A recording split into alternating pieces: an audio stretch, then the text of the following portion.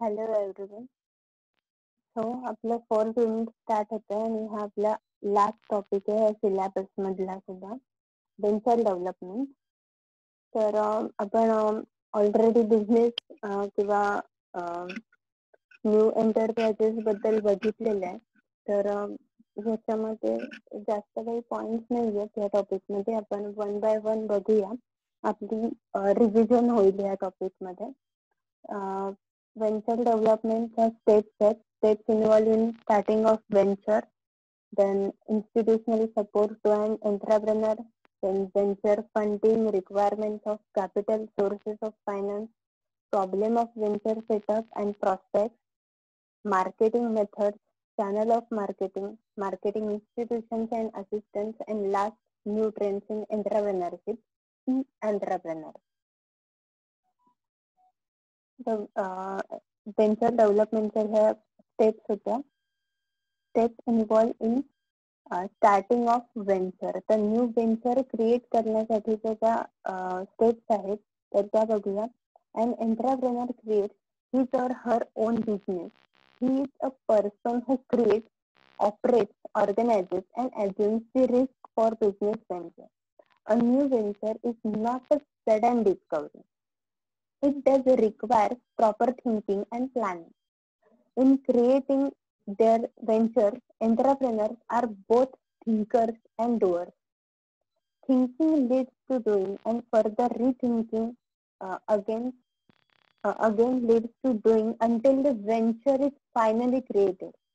The entrepreneur establishes a business venture on the basis of his scanning of environment and perception of opportunity. Thus, in order to promote new venture, an entrepreneur needs to go through the following stages. Why promote venture? Searching a business idea, setting goals and objectives, preparing business plan, assembling the necessary inputs, establishing the enterprise. आता new venture जेव्हा start केलं जातं तर ते काही suddenly start केलं जात नाही. त्याच्या मागे मोठी प्रोसेस असते. एन्व्हायरमेंटल स्कॅनिंग असतं, बिझनेस सेटअप साठीच्या प्रोसिजर्स असतात, त्याच्या आधी आयडिया जनरेशन असते, त्याचं एक्झिक्यूट कसं करता येईल, मग त्याचं प्रॉपर प्लॅनिंग आणि बिझनेसची ब्लू प्रिंट तयार केली जाते. तर ह्याच स्टेप्स आहेत की वाय प्रमोट वेंचर, की वेंचर प्रमोट का केलं पाहिजे. तर ऑफकोर्स प्रॉफिटेबिलिटी आणि तुमची जी आयडिया आहे किंवा तुमचे जे प्रॉडक्ट किंवा सर्व्हिसेसचे फीचर्स आहेत तर ते कसे युनिक आहेत तर ते मार्केट पर्यंत पोहोचले पाहिजेत. त्याच्यानंतर सर्चिंग अ बिझनेस आयडिया, की तुम्हाला बिझनेस कसा करता येईल. तर त्याच्यामध्ये आता ई बिझनेस म्हणजे इलेक्ट्रॉनिक मीडियम थ्रू आपल्याला बिझनेस करता येऊ शकतो, ऑनलाईन बिझनेस करता येतो.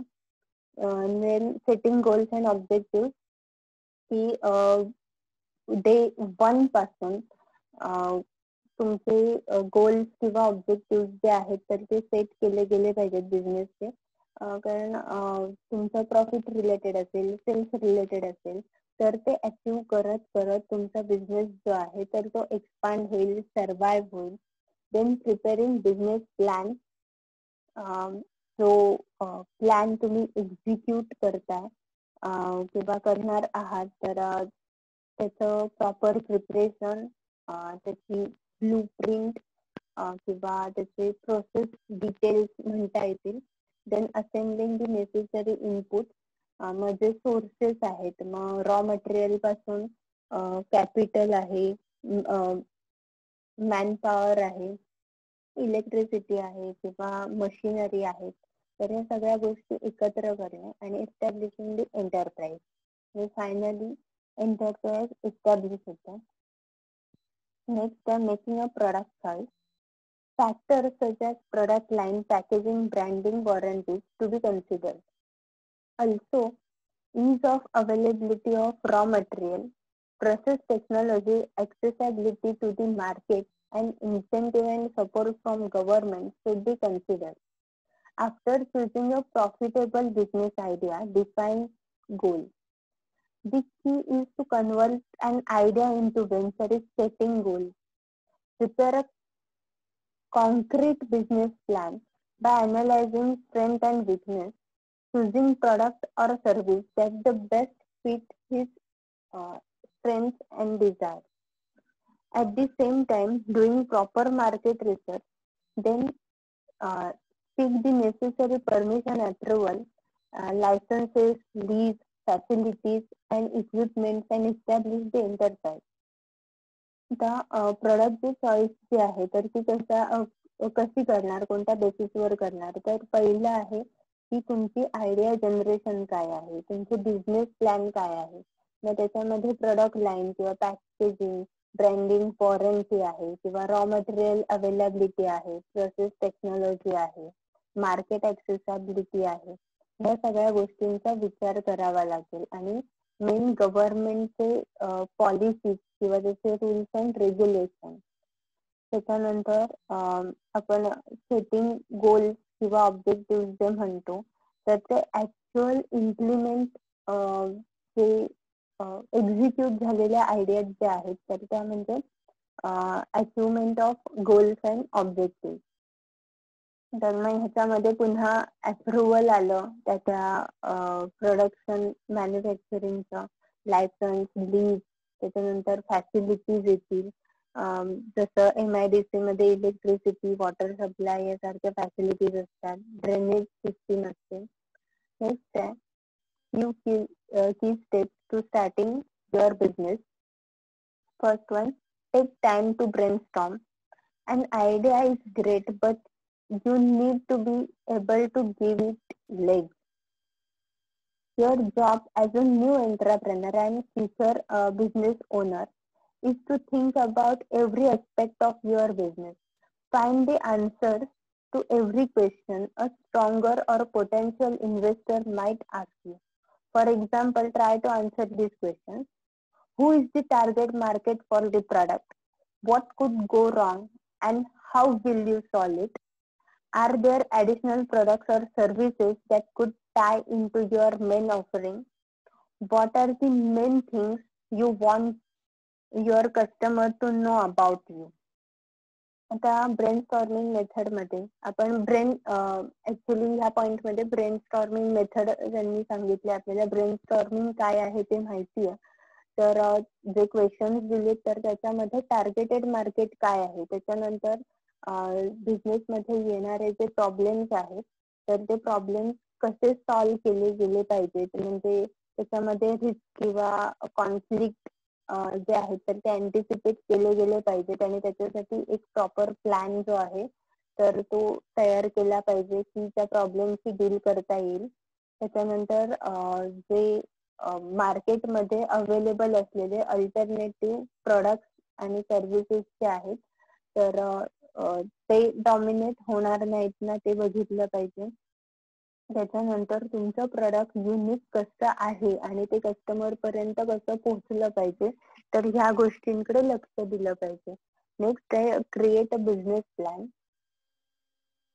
After you have taken the time to answer questions about your business or product idea, put together a concrete business plan. The main part of business plan includes the executive summary, a company description, a market analysis, the company structure, a description of the service or product line, a marketing and sales strategy, financial projections, plus any additional useful information. आता आपण already कंपनीचा plan जो आहे तर तो last topic मध्ये बघितलाय की त्याच्यामध्ये इंडेक्स किंवा स्टेप वाईज कसं रिप्रेझेंट केलं गेलं पाहिजे. तर कंपनीचं डिस्क्रिप्शन येईल की तुमची कंपनी युनिक कशी आहे किंवा तुम्ही युनिकनेस काय आहे तुमच्या प्रोडक्ट अँड सर्व्हिसेस मध्ये. त्याच्यानंतर मार्केट अनालिसिस, त्याच्यामध्ये कॉम्पिटिटिव्ह ऑर्गनायझेशन किंवा कंपनी आहे आणि टार्गेट मार्केट आहे तर त्याच्या रिलेटेड सगळा डेटा असेल. त्याच्यानंतर कंपनी स्ट्रक्चर की कंपनीमध्ये प्रोडक्शन लाईन काय आहे, हायरार्की लेवल काय आहेत. त्याच्यानंतर अथॉरिटीज ज्या आहेत तर त्यांचं डिस्क्रिप्शन येईल. त्याच्यानंतर डिस्क्रिप्शन ऑफ सर्व्हिस और प्रोडक्ट लाईन, त्याच्यामध्ये मॅन्युफॅक्चरिंग प्रोसेस असेल किंवा starting to end raw material input organisation मध्ये किंवा मॅन्युफॅक्चरिंग युनिट मध्ये जाते आणि आपल्याला फायनल आउटपुट जे मिळतं दॅट इज फिनिश गुड. तर त्याच्या रिलेटेड डिस्क्रिप्शन्स आणि बाकी marketing strategies, sales strategies, financial projection किंवा बाकीचे इन्व्हेस्टमेंट रिलेटेड इन्फॉर्मेशन असतील तर त्या सगळ्या त्याच्यामध्ये इन्क्लूड केल्या गेल्या पाहिजेत. त्याच्यानंतर gather needed resources. If you are planning to start a one-person business, you don't necessarily need to worry about hiring anyone, but it might be helpful to create a plan for a future when you want to scale the business. No matter what the size of your business is, you will need a few essentials to start operating. Create a list of everything you will need and its approximate cost, whether it is an office space with a new desktop and printer or a warehouse to hold the products. आता gather need resources मध्ये raw material आहे, त्याच्यानंतर समजा business start करतोय पण तो individual work करणारा आहे, म्हणजे आपण सेल्फ रिक्रुटमेंट म्हणू शकतो. तर फ्युचर प्लॅन करून आपल्याला बाकीचे म्हणजे एम्प्लॉईज हायर करावे लागले तर तो प्लॅन सुद्धा रेडी करून ठेवावा लागेल. त्याचे डिटेल्स, मग त्याच्यासाठी लागणारी अप्रॉक्सिमेट कॉस्ट जी आहे तर ती मेन्शन केली गेली पाहिजे. त्याच्यानंतर ट्रान्सपोर्टेशन आहे, मार्केट अवेलेबिलिटी आहे की तिथपर्यंत प्रोडक्ट पोहोचले पाहिजेत. त्याच्यानंतर सेल्स किंवा डिस्ट्रीब्युटर्स जे आहेत तर हे सगळा डेटा जो आहे, हे सगळे रिसोर्सेस जे आहेत तर ते इन डिटेल आपल्याला त्याच्यामध्ये मेन्शन करावे लागतील. नेक्स्ट आहे launch marketing and brand awareness campaign. Before you launch the business of the ground, start planning the ideas for marketing, sales, branding efforts, because as social media is used by much the population in the age group and continues to grow in popularity globally, having an online presence is key. त्याच्यामध्ये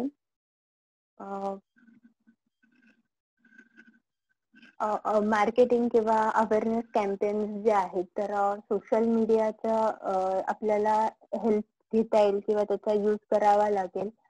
एकतर ऑर्गनायझेशनचं official web page असायला पाहिजे, त्याच्यानंतर Facebook page, Twitter profile, Google plus account, LinkedIn page. तर ह्या गोष्टी ज्या आहेत तर ह्या खूप जास्त इफेक्ट करतात कन्झ्युमरच्या माइंडवर आणि ह्याच्या थ्रू कॅम्पेन्स जे आहेत तर ती सक्सेसफुली करता येतात.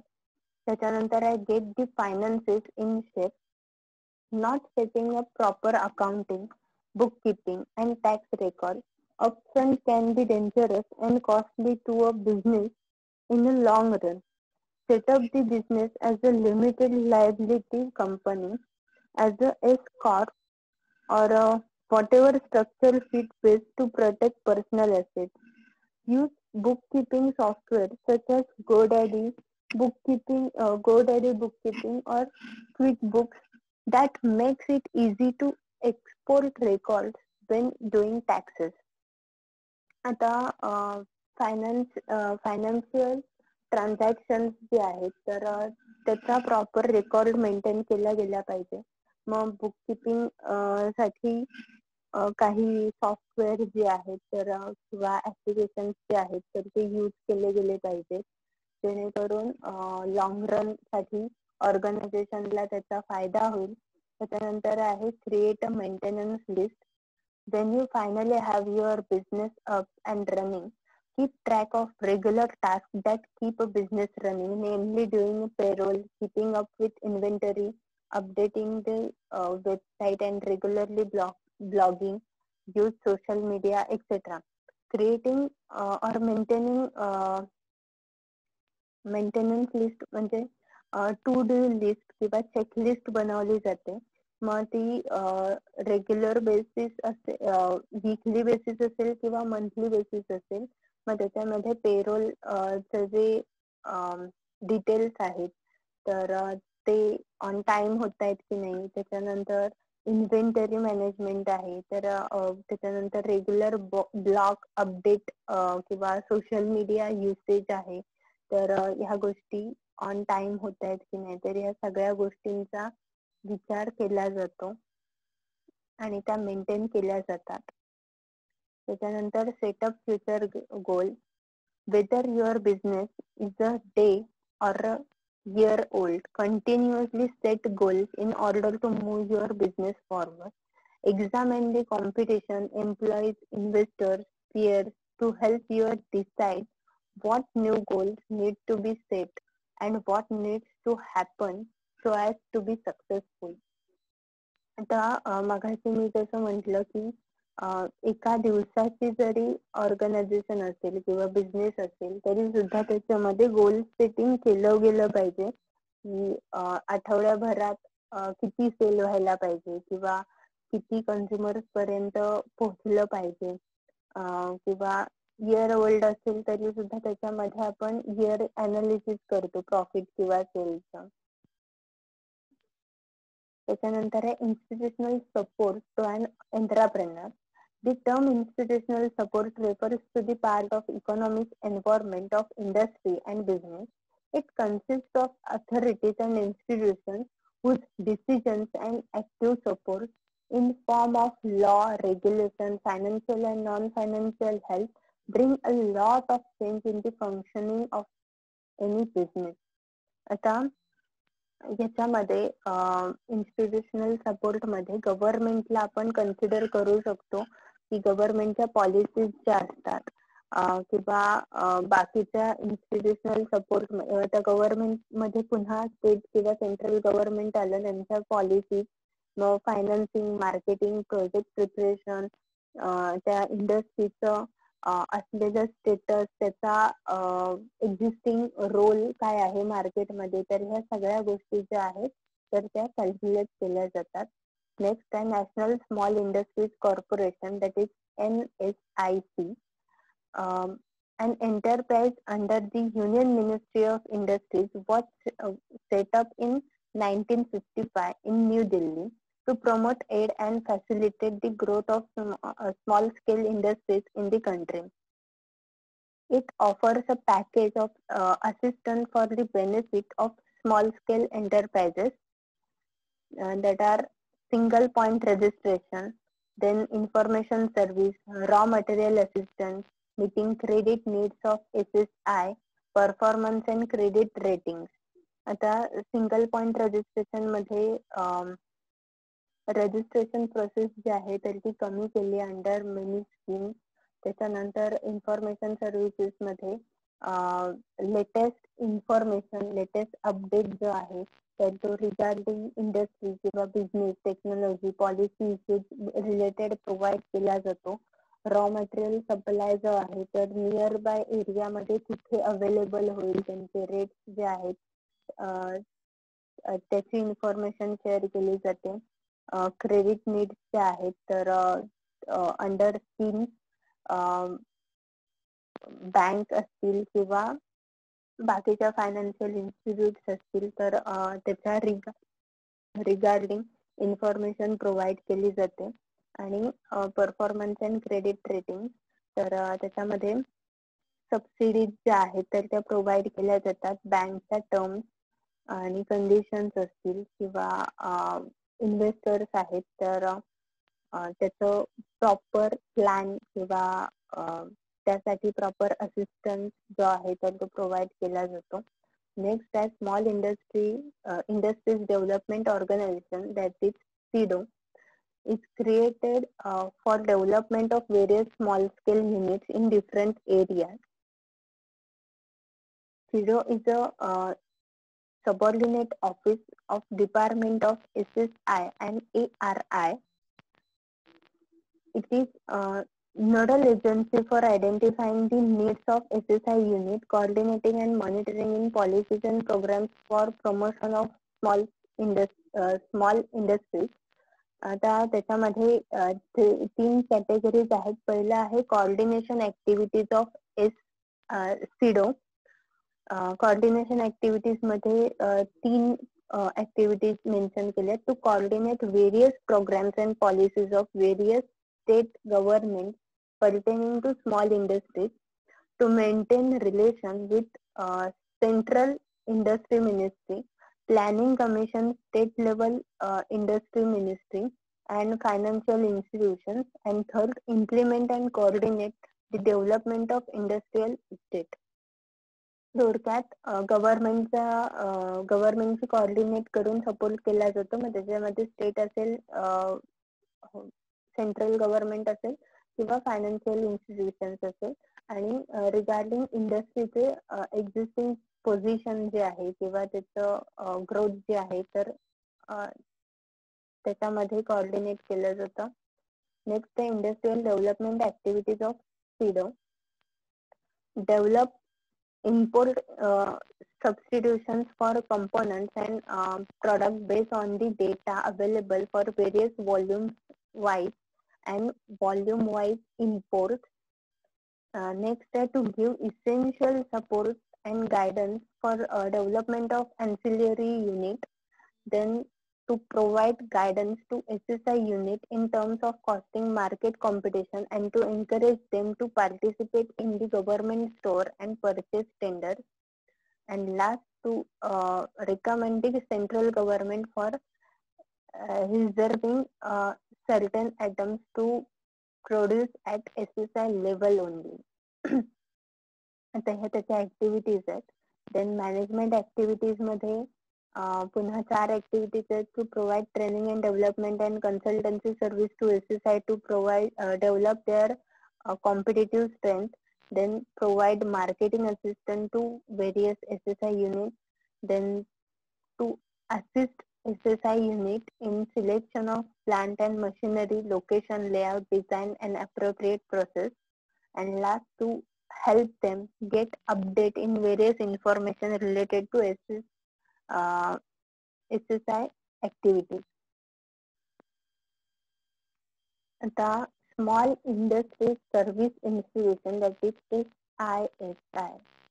The small industries service institutions have been set up in state capitals and other places all over the country to provide consultancy and training to small entrepreneurs, both existing and prospective. The main function of SISI include: first one is to serve an interface between central and state government. Second, to render technical support service. Third, to conduct entrepreneurship development programs. And fourth, to initiate promotional programs. आता SISI काय करतं तर पहिलं आहे state आणि central गव्हर्नमेंटच्या policies मध्ये किंवा कोऑर्डिनेट किंवा इंटरफेस करतं. त्याच्यानंतर टेक्निकल सपोर्ट सर्व्हिसेस ज्या आहेत तर त्या प्रोव्हाइड करतं.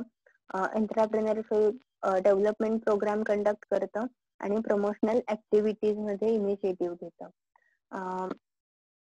SSI also render assistance in the following areas: economic consultancy, information EDP consultancy, trade and market information, project profile, state industrial potential survey, district industrial potential surveys, modernization and in-plant studies, workshop facilities, training in various trade activities. The next point is Small Scale Industries Board, SSIB. The SSIB is also known as Central and Small Industries Board. The range of development work in small scale industries involves several departments, ministries, and several organs of the central and state governments. Hence, to facilitate coordination and inter-institutional linkage, the Small Scale Industries Board has been constituted. It is an apex advisory body constituted to render advice to government on the issue pertaining to the development of small scale industries. ही हा जो board आहे तर तो गव्हर्नमेंटला small scale इंडस्ट्रीच्या डेव्हलपमेंटसाठी help करतो, assist करतो. त्यांच्या policy making मध्ये त्यांचा पार्ट असतो. त्याच्यानंतर आहे state small industries development corporation, that is SSIDC. Karnataka State Small Industries Development Authority, that is KSSIDC in Karnataka State. Management and Entrepreneurship, the State Small Industries Development Corporation, that is SSIDC, were set up in various states under the Companies Act 1956 as state government undertaking to cater to primary development needs of small, tiny and village industry in the state and union territories under their jurisdiction. आता जे प्रत्येक state मध्ये हे corporation जे आहे तर ते work करतं की स्मॉल किंवा टायनी विलेजेस जे आहेत तर तिथे स्मॉल स्केल इंडस्ट्रीज ज्या आहेत तर त्या ओपन व्हाव्या, इस्टॅब्लिश व्हाव्या. तर त्याच्यासाठीचे इम्पॉर्टंट फंक्शन्स जे आहेत to procure and distribute scarce raw materials, to supply machinery on hire purchase system, to provide assistance of marketing of the products of small scale industries, to conduct industrial estate, providing allied infrastructure facilities and their maintenance, to extend seed capital assistance on behalf of the state government concerned, provide management assistance to production units. Then Small Industries Development Bank of India, SIDBI, for ensuring large flow of financial and non-financial assistance to the small scale sector, the Government of India set up Small Industries Development Bank of India under Special Act of Parliament in 1989 as a wholly owned subsidiary of the IDBI. The SIDBI has taken over the outstanding portfolio and IDBI relating to the small scale sector. Important functions of IDBI are as follows. First one is to initiate steps for technological upgradation and modernization of existing unit. Second, to expand the channel for marketing and products of SSI sector in domestic and international market. And third one, to promote employment oriented industries, especially in semi-urban areas, to create more employment opportunities and thereby checking migration of people to urban areas. Next at Karnataka Industrial Areas Development Board, that is KIADB.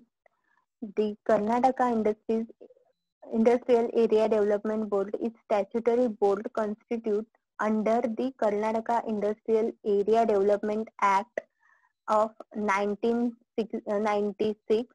Since then, it is in the business of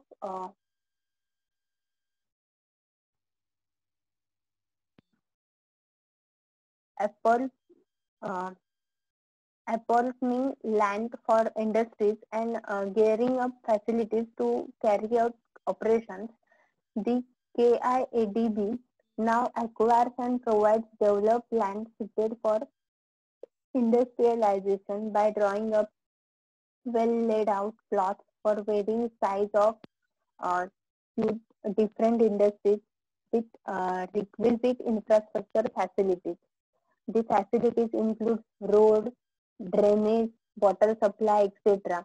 The amenities such as bank, post offices, fire stations, police outposts, ESI, dispensaries, etc. are also provided.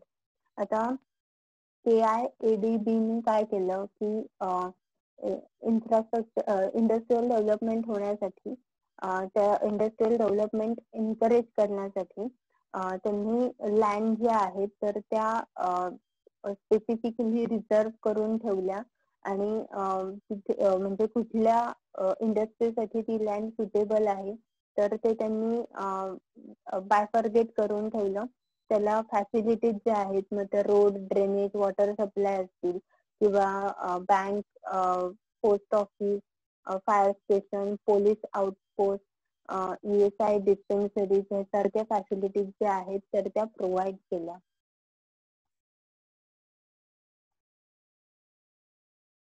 Next, venture funding. Among the various financial options entrepreneurs can turn to when starting a new company in venture capital. Venture capital is money that is given to help build new startup firms that often are considered to have both high growth and high risk potential. These companies generally focus on healthcare or new technology, include things such as software, the internet, and networking. In addition, a new breed of venture capital firms has recently formed to focus solely on investing in uh, socially responsible companies. आता venture funding जे आहे तर bank किंवा financial institutions ज्या आहेत तर त्याच्याकडून entrepreneur जो आहे तर ते फंडिंग घेतो. त्याला बिझनेस उभा करण्यासाठी त्याला जे कॅपिटल हवं असतं तर ते त्याच्या थ्रू मिळतं. Where does venture capital come from? Venture capital funds come from venture capital firms which comprise professional investors who understand the intricacies of financing and building newly formed companies. The money that venture capital firms invest comes from a variety of sources, including private and public pension funds, endowment funds, foundations, corporations, and wealthy individuals, both domestic and foreign. Those who invest money in venture capital funds are considered limited partners, while the venture capitalists are general partners charged with managing the fund and working with the individual companies. The general partners are a very active role in working with the company's founders and executives to ensure the company is growing in the profitable way. Venture capital कुठनं येतं तर financial institutions, banks आहेत किंवा professional investors आहेत तर त्यांच्याकडून ते capital invest केलं जातं. मग त्याच्यामध्ये अनालिटिकल रिस्क घेतली जाते. मग त्याच्यामध्ये व्हेरियस फॅक्टर्स जे आहेत तर ते कॅल्क्युलेट केले जातात की त्याच्यावरची प्रॉफिटेबिलिटी, त्याच्यावरचे रिटर्न्स जे आहेत तर ते कॅल्क्युलेट केले जातात. नेक्स्ट आहे venture capital versus angle investors. While they both provide capital to startup companies, there are several key differences between venture capitalists and angel investors. The biggest distinction is that venture capitalists come from a firm or a business, while angel investments come from individuals. Second key difference is while new startup typically receives millions of dollars in venture capital, angel investment typically never put more than $1 million into a project. आता difference बघितला तर पहिला difference आहे की venture capital काय आहे तर एखादी ऑर्गनायझेशन, इन्स्टिट्यूशन जे आहे तर ती कॅपिटल इन्व्हेस्ट करते आणि एंगल इन्व्हेस्टमेंट काय आहे तर ते इंडिव्हिज्युअलनी केलेली इन्व्हेस्टमेंट आहे. आता सेकंड डिफरन्स बघायला गेलं तर त्याच्यामध्ये मिलियन्स ऑफ डॉलर्स जे आहेत तर ते इन्व्हेस्ट केले जातात व्हेंचर कॅपिटलमध्ये आणि एंगल कॅपिटलमध्ये $1 million पेक्षा जास्त इन्व्हेस्ट केले जात नाहीत.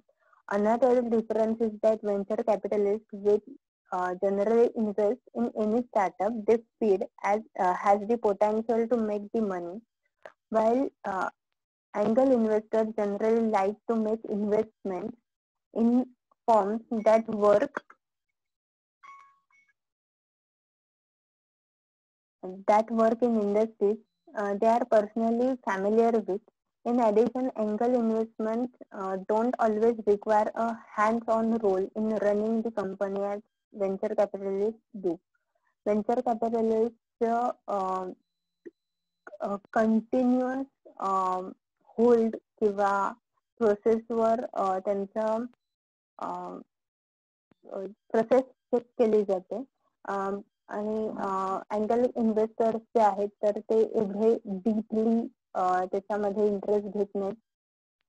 E-entrepreneurship, it describes entrepreneurship in e-business. The E-dimension of entrepreneurship incorporates all the key elements of entrepreneurship, includes risk-taking, proactivity, and innovation in building, running and managing. The concept of e-entrepreneurship is not limited to small e-businesses but includes corporate e-entrepreneurship, which is embedded in establishing e-infrastructure to do e-business in large organizations. E-entrepreneurship काय आहे तर online किंवा online business जे केले जातात तरी ते e-entrepreneurship मध्ये कन्सिडर केले जातात. मग मॅन्डेटरी नाहीये की फक्त स्मॉल स्केल बिझनेस जे आहेत तर ते ई बिझनेस म्हणून कन्सिडर केले गेले पाहिजेत. लार्ज ऑर्गनायझेशन सुद्धा ई बिझनेसेस करतात. E-entrepreneurship has changed in the wake of .com crash, presenting new challenges to e-entrepreneurship. Myths of e-entrepreneurship. First one is entrepreneurship success depend on the right technology, and e-entrepreneurship highest expenses is getting the goods to the consumer. C, the user majority are youngsters. माहित काय आहेत की right technology use केली गेली पाहिजे successful होण्यासाठी. त्याच्यानंतर expensive goods जे आहेत तर ते जास्त सेल आउट होतात आणि यंगस्टर्स जास्त यूज करतात. The mistakes made by e-entrepreneurship are as follows: trying to sell wrong products online, misjudging the website potential, making the site complicated, no updation of the website, supporting only one browser, more time in download, not promoting the site, using spam promotion, failing to deliver products, ignore customer services. आता हे त्याचे drawbacks आहेत. ठीक आहे, आता आपला BPEM चा syllabus complete झालाय. तुम्हाला असाइनमेंट द्यायच्या राहिल्यात तर त्या मी तुम्हाला ग्रुपवर सेंड करेन.